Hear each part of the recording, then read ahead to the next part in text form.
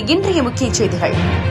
விளாத்திக்குளம் அருகே பள்ளியில் நடைபெற்ற பாரம்பரிய உணவு திருவிழா. பல வகையான உணவுகளால் அசத்திய மழலை மாணவர்கள்.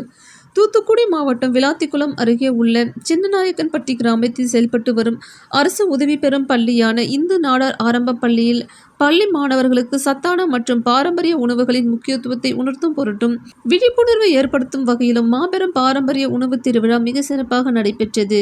இதில் பள்ளியில் பயிலும் 50க்கும் மேற்பட்ட மழலை மாணவர்கள் கலந்து கொண்டு உடலுக்கு நோய் எதிர்ப்பு சக்தியும் மிகுந்த ஆரோக்கியத்தையும் கொண்டுள்ள சத்தான பாரம்பரிய உணவு வகைகளான பாசிப்பருப்பு அல்வா, கேப்பை கேழ்வரகு வடை, ஓலை கொழுக்கட்டை, பூரண கொழுக்கட்டை, கேப்பை களி, குதிரைவாலை சோறு, முடக்கத்தான் தோசை, கம்மஞ்சோறு, கருவாட்டு குழம்பு, கேழ்வரகு இடியாப்பம், கம்பரிசி புட்டு, வேர்க்கடலை உருண்டை, கவுனி அல்வா, முருங்கைக்கீரை அடை தோசை உள்ளிட்ட பல வகையான பாரம்பரிய உணவு வகைகளை தயார் செய்து கண்காட்சிப்படுத்தி வைத்திருந்தனர்.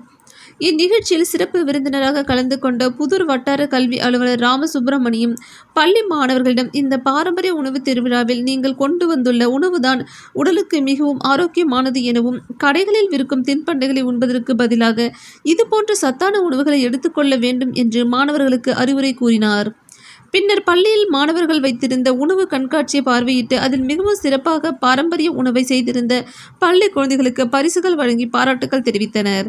தூத்துக்குடி செய்தியாளர் ராமமூர்த்தி. உணவு திருவிழாவில் எங்கள் பள்ளியில் சுமார் 50 வகையான உணவுகள், பாரம்பரிய உணவுகளை மாணவர்கள் செய்து கொண்டு வந்திருந்தார்கள். அதற்கு பெற்றோர்களுக்கு முதலில் நன்றியை தெரிவித்துக் கொள்கிறேன்.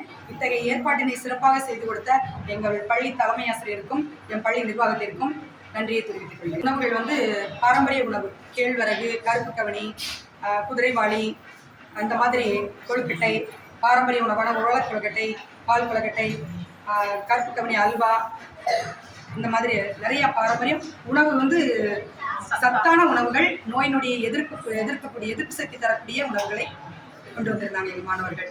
இதை விழிப்புணர்வு கொண்டு வருவதற்காக தான் நாங்கள் உணவு திருவிழா கொண்டு வந்தோம்.